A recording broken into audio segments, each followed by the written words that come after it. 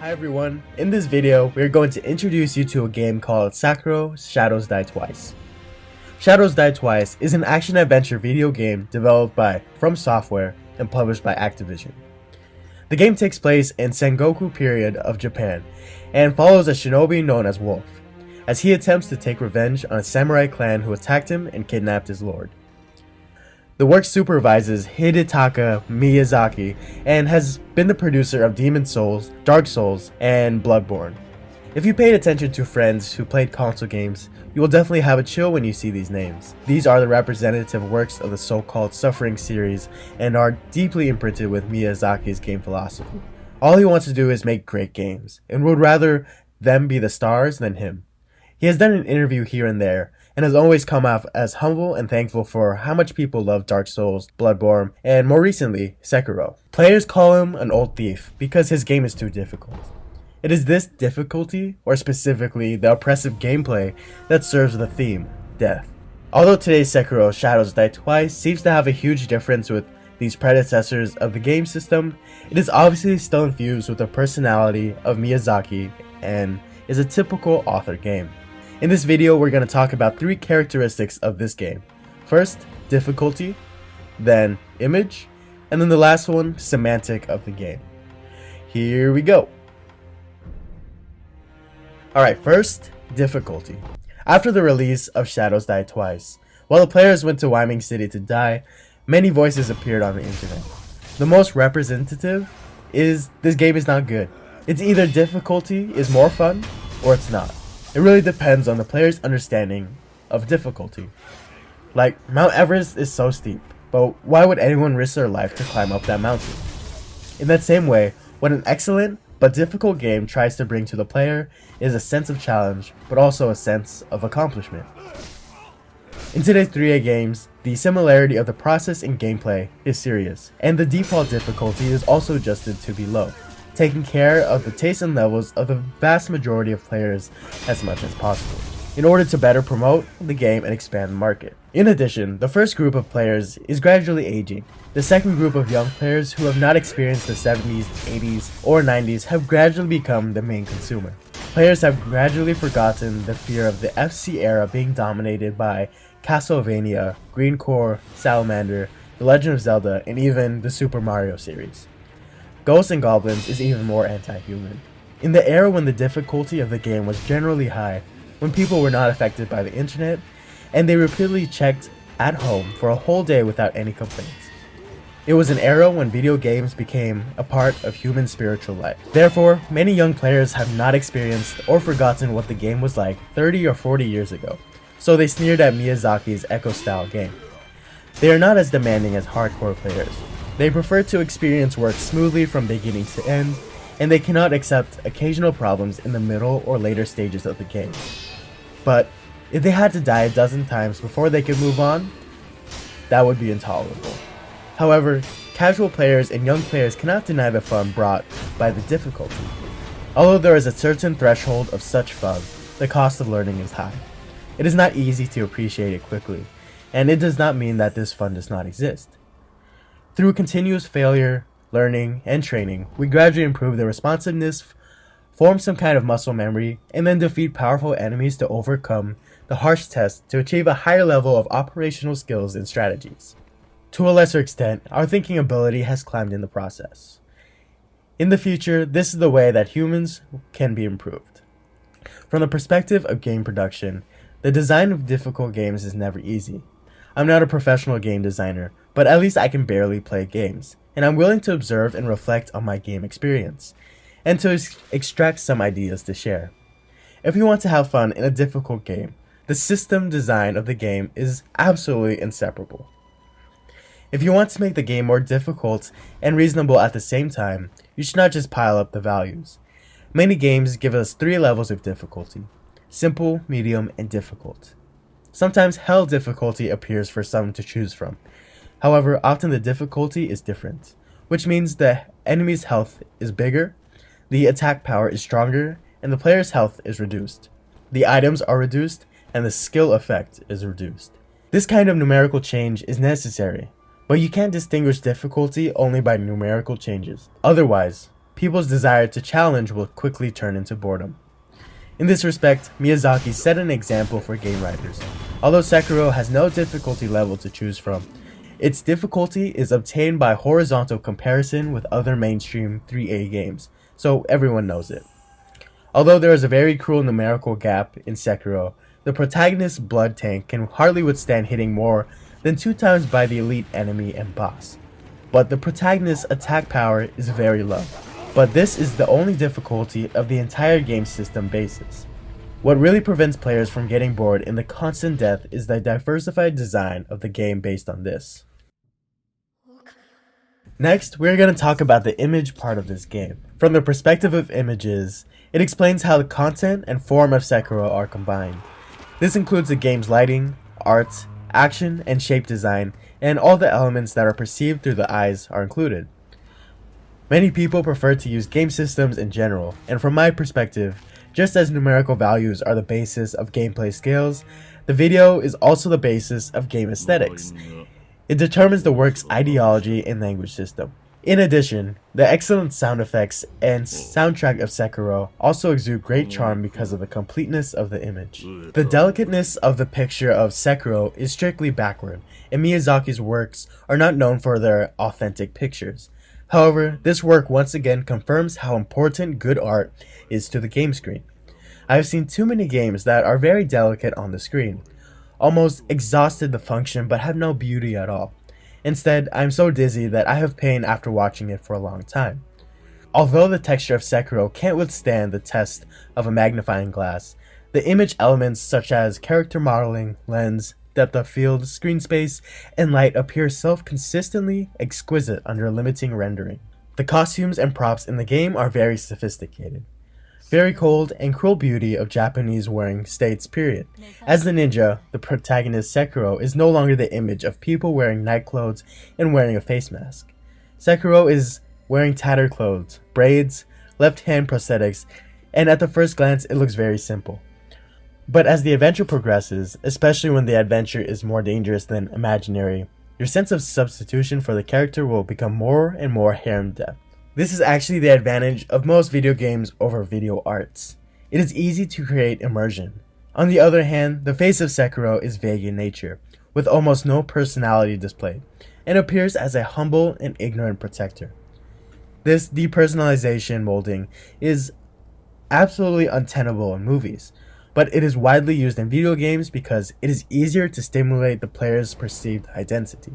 The scene style of the game is varied, from templates to generals, more ruined streets to spectacular castle towers, and the scale of the scene is surprisingly amazing. Different from the previous Soul series, the level map design of Sakiro is much more three-dimensional because it adds addition of the hook cable. The protagonist's actions are more free and dexterous. As we all know, this book inherits some of the elements of Tiana, a long-established game series. Therefore, the game's assassination mechanism is very mature, but there will be a little problem in judgment. The villains also have their own characteristics. Although the overall thinking has not changed much, it has a strong appeal in the world of Sakiro. There are basically 2 types of elite villains in the game. One is a giant enemy that is 2 or 3 heads higher than the protagonist. They will give the player a strong sense of oppression, and the other is small and a flexible enemy. They are weird but fast. The attack method will make the player feel at a loss. In addition, the dragon enemies also have their own characteristics.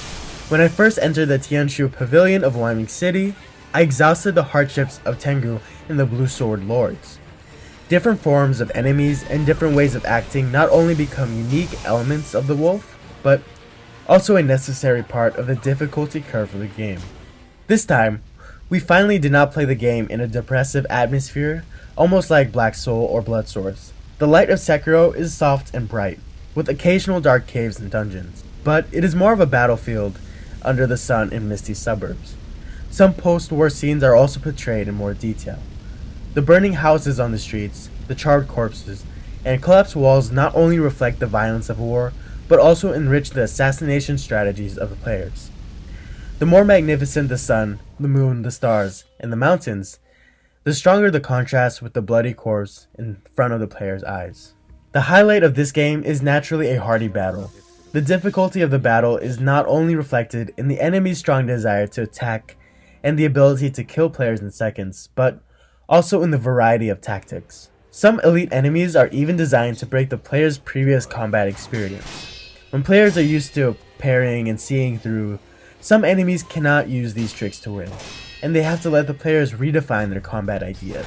In order to make players avoid boredom as much as possible in the process of frequent death, Sakiro almost puts all the highlights on the battle, which is also efficiently different from Dark Soul and Blood Source. This is the main reason for action games.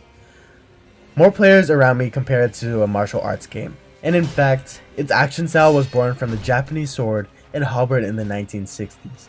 Although it has undergone many transformations, such as the use of mirrors to emphasize the presence, it is full of different exaggerated moves. Samurai and the ninja even have surreal creatures, but the bow reflects the Japanese swordsmanship.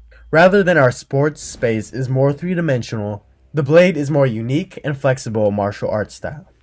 It can be said that the entire aesthetic charm and gameplay depth of Sakiro are contained in this battle, and the player is like being placed in the shadow of the sword and blood of the sword and halberd. In order to create a fighting atmosphere similar to the sword and halberd, the hitting sense of Sakiro is impeccable.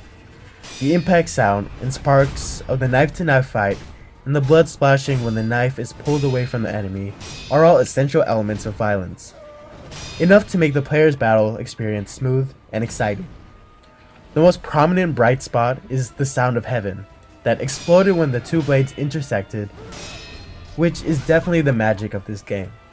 In addition, the timeliness of action feedback, the release of small tricks such as stepping, and more reasonable types of strength of props, such as the prothesis of the protagonist, can be installed with different ninjas as an attack method. Every battle is full of uncertainty. Traditionally, the fascination of Sakiro is mainly based on complete and deep game mechanics. But if you don't find a decent expression of the video, the richness of the gameplay is difficult for players to fully enjoy. Sakiro captures the essence of the most basic elements of image movement and implements it into battle, thus establishing a set of its own aesthetic style. Each aspect of it may not be unique enough, but when combined, it reflects the overall beauty and depth of work. Wow, that's a lot, but we're not finished yet. The last thing we want to talk about is the semantic of the game. So please, keep watching this video. As the game works under the modern design concept of Sakiro, if the constant death is to only punish the player's mistakes, just to make the player's operation level difficult, it may still make us feel like it lacks some meaning. Fortunately, this difficulty is not only for gameplay and style, but also for narrative text. This allows each death of the protagonist Sakiro to directly contact the player and also the world in the game, so as to affect the plot direction, thus creating a set sense that is unique to the game. What Remains of Edith Finch is a game that is similar to Sakiro. Death is the subject of the game's theme and part of the narrative. The game uses a combination of romanticism and magic realism to render the loneliness and sorrow left by death to the living. It is unimaginable that two very different types of games, What Remains of Edith Finch and Sakiro, have a lot in common in terms of text core and protection of the ideological structure. What Remains of Edith Finch is a pure narrative game filled with sadness and loneliness, without any difficulty in operation. It is also known as the walking simulator. However, its ideological structure is complete and compact, and its theme is deep. What Remains of Edith Finch begins the narration by re-examining the deaths of family members. Each retrospective plays a role in adjusting the narrative rhythm and promoting the development of the plot. The original motive of the heroine is to explore the cause of strange deaths of relatives. Coincidentally, so is Shadows Die Twice. The extreme difficult, hardcore action game is of course very different from What Remains of Edith Finch, but it also builds its own complete ideological structure around the theme of death. At the same time, it also formed the narrative motivation of the game. The difficulty of Sakiro will definitely bring frequent deaths to players, but death is not only a pause in the player's process, but also one of the boosters of the narrative text. The protagonist's original motive was to save the young master. In the process, he was cut off an arm, and then resurrected at the Buddha Sculpture Master. He learned that he was affected by the blood of the young master and had the opportunity to be reborn, that is, Dragon's Force. I'm not sure if Dragon's Force is the name of the game translated in English, but it has a much nicer name in the game when it's translated to Japanese and Chinese. Anyway, revolving around this special ability, while the wolf saves the young master, the story also unfolds on a longer scale, forming a dual-core narrative structure. After being resurrected a certain number of times, the plot will advance to the wolf and be passed back to the Buddha carver again. At this time, the Buddha carver begins to cough. This is the dragon cough caused by excessive resurrection times. With the exception of the enemy, everyone who meets Wolf has the chance to contract the disease due to the resurrection of Wolf. The side effects will have an impact on the NPCs in the world and the future game flow of players. Later, through research of the female pharmacist, we learned that the surrounding people who were infected because each time the wolf used a dragon's force, he would draw vitality from the people he met. And so on around the death caused by high difficulty, Shadows Die Twice continues to expand the content through the setting of Dragon's Force. Therefore, the enemy's tireless pursuit of the young master's purpose is obvious, just to continue the Dragon's Force, because the purpose of the game is introduced to everyone interested. And I hope more people can play this excellent game. So I don't want to spoil it for you, and I won't say what the later development and endings will look like. However, the frequent death of players has a very important meaning in the text structure of Sakiro, so that every time when the player fails, when the key is pressed to resurrect, it is no longer a mechanical retry and becomes part of the storyline, whether the player will realize it or not. This series of gameplay and narrative processing can make the game well capture the player's perception process, and then produce a very similar effect to What Remains of Edith Finch, making the player basically plays won't conflict with the narrative. It will also ensure the integrity of the text of the work, because the game provides sufficient and reasonable motivation and purpose for the act of death to the text level. Death is no longer just the punishment after the player's failure, no longer separated from the narrative itself, but also connected to the fate of others in the story.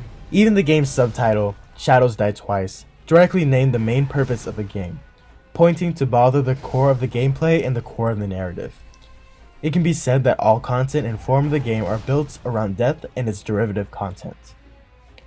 Compared with other games, any behaviors of Sakiro players is basically in line with the main purpose of game text, and there is rarely a chance to jump out and do something that violates the inherent facts of logic of the work. Those things are difficult to achieve in completely open games such as Assassin's Creed, GTA, and even Red Dead Redemption, but they also have broken the coherent narrative. Although Sakiro is not a pure open world game, it does not take into account the freedom of movement of players, but does not allow excessive side missions or grand map design to distract the main plot. In summary, Sakiro Shadows Die Twice won the Game of the Year, the Game Awards 2019, and the Best Action Game of 2019 IGN. This is a game that surprises me. The refreshing fighting style, the rich interaction mechanism, the diversity of the enemy, the aesthetic style with recognition, and the extremely high but reasonable difficulty level all make so I can't stop. Most importantly, in the process of the scale, a relatively complete ideographic structure can be maintained, with a high original action system. It can be said that it provides a relatively novel design idea for today's non-linear / action games. It is indeed an astounding authored game. Okay, so I hope you had a great time and I hope you enjoyed this video. This is Noel talking for Team 12. Thank you for watching. Bye bye.